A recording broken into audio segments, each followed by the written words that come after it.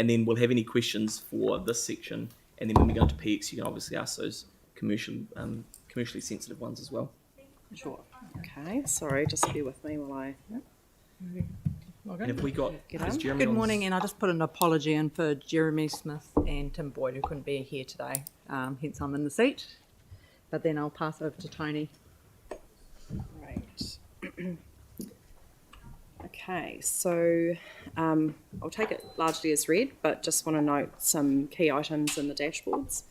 Financial performance, Orion, LPC and Enable have reported strong results for the period to 31st of March with profit above their SOI targets. It's unlikely that CityCare will meet its financial targets due to the impacts of COVID restrictions in the first and third quarters, including the 100-day Auckland lockdown.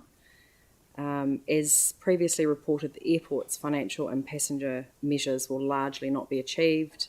Higher passenger volumes are expected now that there's been a return to MIQ-free travel, so we expect to see an improvement in financial results for the airport going forward. In relation to health and safety, the LPC team was devastated by the fatal accident at the port on the 25th of April.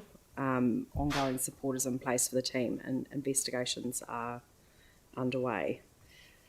For sustainability, Enable has performed well on reducing Scope 1 and Scope 3 emissions by converting 70% of their vehicle fleet to electric and hybrid vehicles, and 3 solar installations have been completed on the central office to mitigate against Scope 2 emissions. And in terms of paying the living wage to employees, following the work that CityCare has done on the National Remuneration Framework, by September of this year, all employees in the CCHL group will be paid at or above the living wage.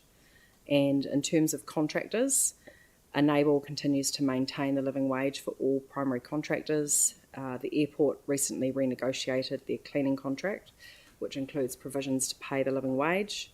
And Orion, LPC and CityCare and EcoCentral continue to work on implementing the living wage for ongoing suppliers where not already paid. And just to finish off, in other news, on Monday, Enable and Council officially launched Christchurch free Wi-Fi, and last night at the New Zealand Energy Excellence Awards, Orion's network planning engineer, Yu Yin Ki, won the prize for Young Energy Professional of the Year, which is a very good result. Just to open up to questions. Right, well, thank you very much. Does anyone have any questions for the public session now? Yanni? Just to be clear on the living wage to the contractors, do we know if the cleaners at the airport are currently getting the living wage? And if not, do we know what the time frame is for that? So my understanding is that the contract is in place from FY23. I'm not sure exactly when in FY23, right. But there are provisions in there that they must be paid the living wage and retain that level of the living wage. If it goes up, then that has to go up as well. Right, okay, that's good. And just wondering, like, we've had Venues Aotearoa talk to us, and I know that there's kind of a cross-council collaboration around different things around our companies, but they've had this really successful local procurement and supplier sort of strategy that's doing really well. I just wondered if CCHL is looking at any of the things that they've done through our companies to look at sort of getting the synergy around maximum benefit to our local producers and suppliers.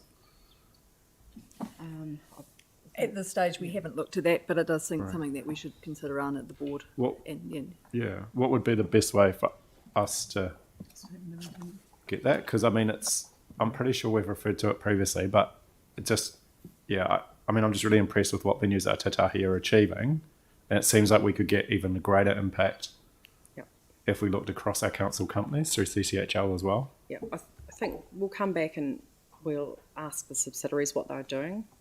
Yeah, I think what would be what you could do is, because remember Venues, when we talked to Venues about it, we were suggesting that they go and talk to some of the entities. So I think probably taking it back and actually catching up with Venues Aotearoa. And then once you can assess what they've done, then you can look at working with the rest of the group. and come back to us. Sounds good. Yeah, that's cool. Thank you. Cheers. Yeah, okay. No, that's cool. I guess the only, no, it's cool. I'll let it go. It's fine. No worries. Hey, the only question I had was around, I guess, profitability and the dividends for the year, and it looks like we're sort of on track to meet them. And I just wondered, and I was kind of hoping Jeremy was here for it because he's probably got the historic knowledge of it, but like I find with these papers, what's really useful is to put a bit of context around the annual dividends. So Right. it's got in here we're on track for 16.1, Yep. but I guess what the public want to see is, given the level of the investment, and we've sort of been having conversations about that, is actually has that gone up on prior years? No, so it has reduced compared to prior years, but because we paid that 17 million special dividend on RBL property last year, so if you average over the last 2 years, I think it's a payout ratio of around about 55%. Right. It has been reduced from pre-COVID levels because obviously the group's been impacted by that. Yeah, it is good, I guess, just to have that context around it going forward. Just again for the public who are looking at it. So maybe that could be an action to take. I don't know if Linda's here, but Okay. going forward. Okay, well, I'm happy to move that report if Aaron's happy to second it. Any discussion? All in favour? Against? That's carried. Great. Thank you. Now we'll move into public excluded. And I think the plan is to, just for anyone that's into it, like Stephen and the like, we've got obviously the council meeting at 2:00, and then anything that we don't get through before then, we'll do after that meeting. So, great.